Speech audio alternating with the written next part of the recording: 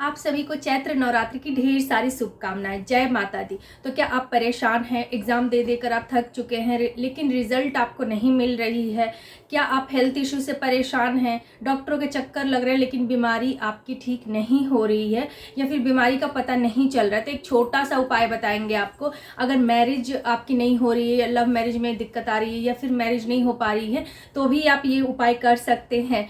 Negativity energy है तो भी आप ये उपाय कर सकते हैं। या फिर अगर आपके घर में फाइनेंशियली कोई प्रॉब्लम है, यानी कि कर्ज मुकदमा है, इस तरह का कुछ भी अगर आपके घर में, तो आप ये उपाय कर सकते हैं। मतलब किसी भी तरह की कोई भी परेशानी हो, आप ये उपाय कर सकते हैं। या इच्छा पूरी करनी हो आपको अपना घर लेना है, या फिर गाड़ी लेनी है, या कोई भी ऐसा इच्छा जो कि आपकी पूरी नहीं हुई है अब तक, तो आप ये उपाय कर सकते हैं। इस नवरात्र में मैंने जितने लोगों को भी बताया था और पिछले नवरात्र में जितने लोगों ने भी किया, उन सभी के काम बने हैं। और आप इस नवरात्र अगर करते हैं, अभी तक आपका कोई भी काम नहीं बना है, तो ये उपाय करते ही आपको ज़रूर रिजल्ट मिलेगा। तो चलिए वीडियो में आगे बढ़ते हैं और आपको बताते हैं वो उपाय कौन सा है। उससे पहले मैं पूजा आप सभी का स्वागत करती हूँ हमारे चैनल पूजा की भक्ति भाव में।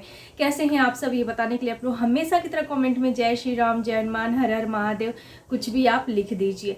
तो देखिए, आप लोगों के घर में माता की चौकी लगी होगी, कलश स्थापना आप लोगों ने किया होगा। और जिनके घर में अगर कलश स्थापना नहीं हुआ है, माँ की अखंड ज्योत नहीं लगी है, तो उनके लिए भी मैं बताऊंगी कि उन्हें ये उपाय कैसे करना है। जिनके घर में अखंड ज्योत चल रही है माँ की, और जिनके घर में माता की चौकी लगी हुई है, वो भी ये उपाय कर सकते हैं। वहीं पर जहाँ माता की चौकी लगी वहाँ बैठ के ये उपाय कर सकते हैं। आपको करना क्या है, आपको लेना है ये उपाय, आपको करना है नवरात्र में। एक तो देखिए, किसी भी दिन आप ये उपाय कर सकते हैं नवरात्र में, किसी भी दिन, ठीक है। लेकिन अगर आप मंगलवार को करते हैं, 24 तारीख को, 24 मार्च को, तो मंगलवार एक हनुमान जी का दिन है और माता रानी का तो दिन चल ही रहा है, तो बस आप उस दिन ये उपाय कर सकते हैं। अब जैसे कि नवरात्र है, नवरात्र का मतलब रात्रि में पूजा का विशेष महत्व होता है। माता रात्रि की पूजा से ज़्यादा प्रसन्न होती हैं, और ऐसा ही हनुमान जी के साथ भी है। हनुमान जी भी रात्रि के पूजा से ज़्यादा प्रसन्न होते हैं। तो आपको क्या करना है, ये उपाय जो करना है वो रात्रि में करना है, यानी कि 8-9 बजे के बाद करना है। 11 बजे तक, 11:30 बजे तक आप ये उपाय कर सकते हैं, या 12 बजे तक भी कर सकते हैं, ठीक है। तो आपको क्या करना है, देखिए, सबसे पहले आपको लौंग लेनी है। लौंग कितनी, तो सबसे पहले जैसे कि मैंने आपको बताया कि अगर आपके घर में चौकी लगी हुई है, उनके लिए बता देते हैं कि एक तो माँ का अखंड ज्योत आपके घर में लग रही होगी, माँ का जो ज्योत है वो प्रज्वलित होगी। उनके समक्ष आपको ये उपाय करना है। आपको एक तिल का तेल, ठीक है, तिल के तेल का आपको दिया लगाना है, और ये दिया लगाना है आपको हनुमान जी के नाम का। आपको एक पेपर पे अपनी मनोकामना लिखनी है, जो भी मनोकामना है वो लिख देंगे। घर चाहिए, गाड़ी चाहिए, या फिर एग्जाम क्लियर नहीं हो रहा वो चाहिए, हेल्थ इशू है वो लिखनी है, जो भी प्रॉब्लम है ऐसे लिखनी कि आपकी वो खत्म हो गई है। मतलब कागज में कितनी बार लिखनी है, आपको लिखनी है 9 बार। तो दिया प्रज्वलित करने के बाद आपको 9 लौंग लेना है, ठीक है। उसके बाद 9 बार आपको कागज में अपनी विश लिखनी है। अब क्या करेंगे, उस कागज पे आप थोड़ा सा हल्दी, ठीक है, हल्दी थोड़ा सा स्प्रिंकल करेंगे, और जो सिंदूरी कलर का जो सिंदूर होता है, पीला वाला सिंदूर, वो थोड़ा सा स्प्रिंकल कर देंगे पूरे कागज पे, ठीक है। उसको फोल्ड करेंगे, मौली धागा से उसको लपेट लेंगे कागज को, और उसे रख देंगे। आप पहले रखेंगे माता रानी के समक्ष, और उसके बाद मैं आगे बताऊंगी कि आपको क्या करना है उस कागज का। अब आपने जो 9 लौंग लिए हैं वो क्या करेंगे, उसको आपको वहीं पर रखना है। माता रानी का कोई पात्र ले लीजिए, उस पात्र में आप वो 9 लौंग रख लेंगे, ठीक है। और 9 लौंग के साथ साथ आपको 9 इलायची भी लेनी है। माता रानी का मतलब भोग में आप लौंग इलायची का भोग लगाते हैं, तो ये बहुत ही पावरफुल उपाय है, आप जरूर करना। 9 लौंग, 9 इलायची, आपको वो एक छोटा सा पात्र ले लीजिए, कटोरी कुछ भी होगा आपके घर में जो मंदिर में, उसमें आपको वो रख लेना है। और उसके बाद आपको माता के सामने रखना है। एक दीप आपने हनुमान जी के समक्ष प्रज्वलित किया है, और दूसरा जो दीप है वो तो माता रानी के सामने प्रज्वलित है ही, यानी कि अखंड ज्योत अगर आपके घर में लगी हुई है, माता की चौकी लगी हुई है, उनके लिए मैं बता रही हूँ, तो वो आपका दीप लगा हुआ है। अब आपको क्या करना है, देखिए, दुर्गा सप्तशती का बुक आता है, ठीक है। उसमें कवच पाठ होता है, दुर्गा कवच। उस कवच पाठ का आपको एक बार पाठ करना है। हिंदी में आप पढ़ लीजिए, अगर आप संस्कृत पढ़ पाते हैं तो संस्कृत में कर लीजिए, नहीं तो अगर हिंदी में भी आती है हिंदी में आप पढ़ सकते हैं। एक आपको कवच पाठ करना है, दुर्गा चालीसा का आपको पाठ करना है, और फिर आपको माता से प्रार्थना करनी है कि आपकी ये विश माता रानी नवरात्र पूरी होते होते आपकी ये विश पूरी हो जाए, ठीक है। अब आपने जो वो पात्र में लौंग और इलायची जो रखा है उसको उठाएंगे और हनुमान जी के समक्ष रखेंगे। जो कागज आपने फोल्ड करके रखा है उसको भी उठाएंगे और हनुमान जी के समक्ष रखेंगे। अब यहाँ आपको क्या करना है, दीप प्रज्वलित रहना चाहिए पूरे पाठ के दौरान।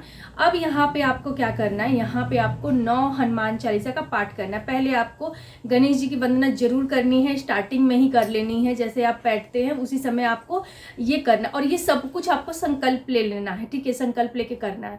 क्योंकि जब भी हम कोई संकल्प लेके कार्य करते तो वो हमारा कार्य पूरा होने का 100% उसकी गारंटी होती है, और वो शीघ्र ही पूरा होता है, उसका फल भी हमें शीघ्र प्राप्त होता है।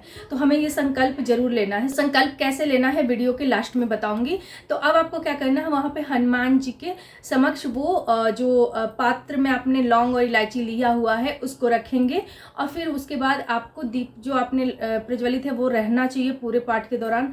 एक आपको राम स्तुति का पाठ करना है, 9 हनुमान चालीसा का पाठ कर लेना है, एक बार आपको बजरंग बाण पढ़नी, एक बार हनुमान अष्टक पढ़नी है, और फिर उसके बाद आपको ये सब कुछ हो जाएगा। तो अब आपको आरती करनी है। आरती में आपको दुर्गा माँ की आरती करनी है, उसके बाद आपको हनुमान जी की आरती करनी है।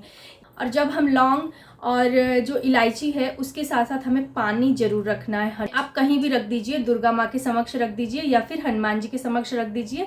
एक गिलास में आपको पानी रख लेना है। उसके बाद वो लौंग और इलायची का क्या करना है वो आपको लास्ट में बताऊंगी। तो सबसे पहले हम जान लेते हैं संकल्प। संकल्प हमें लेना कैसे। तो आपके घर के मंदिर में लोटा होगा, या फिर जो आप पूजा में यूज करते हैं लोटा, वो तो होगा ही। उसी लोटे में आप जल ले लीजिए, उस जल से आपको संकल्प लेना है। अपने लेफ्ट हैंड से आपको राइट हैंड में पुष्प लेना है, यानी कि फूल, सिक्का लेंगे, अक्षत लेंगे और जल लेंगे। जो हमने लोटा का जल है उससे हम जल लेंगे इसमें। अब हम नीचे लगाएंगे लेफ्ट हैंड, और फिर उसके बाद हम संकल्प बोलेंगे। संकल्प में अपना नाम बोलेंगे, पापा का नाम बोलेंगे, गोत्र बोलेंगे, तिथि बोलेंगे, पक्ष बोलेंगे, समय बोलेंगे, दिन बोलेंगे। ये सब कुछ बोल के अपनी मनोकामना बोलेंगे। मेरी ये मनोकामना है और मेरी ये मनोकामना पूरी हो जाए, इसके लिए मैं ये संकल्प ले रही हूँ या ले रहा हूँ।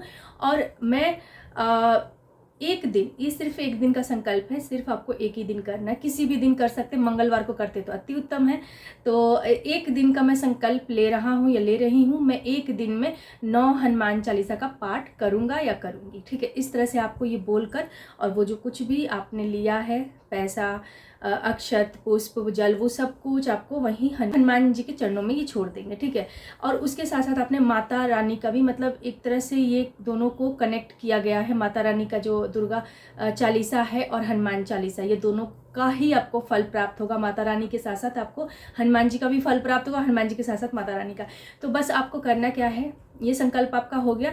इसी तरह से संकल्प लेना। संकल्प बोलने के बाद जब आप वो जल सारा छोड़ देते हैं, उसके बाद से आपको पाठ स्टार्ट करना है। तो जैसे कि मैंने पहले बताया, कवच पाठ पहले करना है, फिर दुर्गा चालीसा पढ़नी है आपको, और फिर वो जो लौंग और इलायची वाला जो पात्र है, फिर हनुमान जी के समक्ष रखकर वो जो कागज़ में आपने अपनी विश लिखी है वो हनुमान जी के समक्ष रख देना है।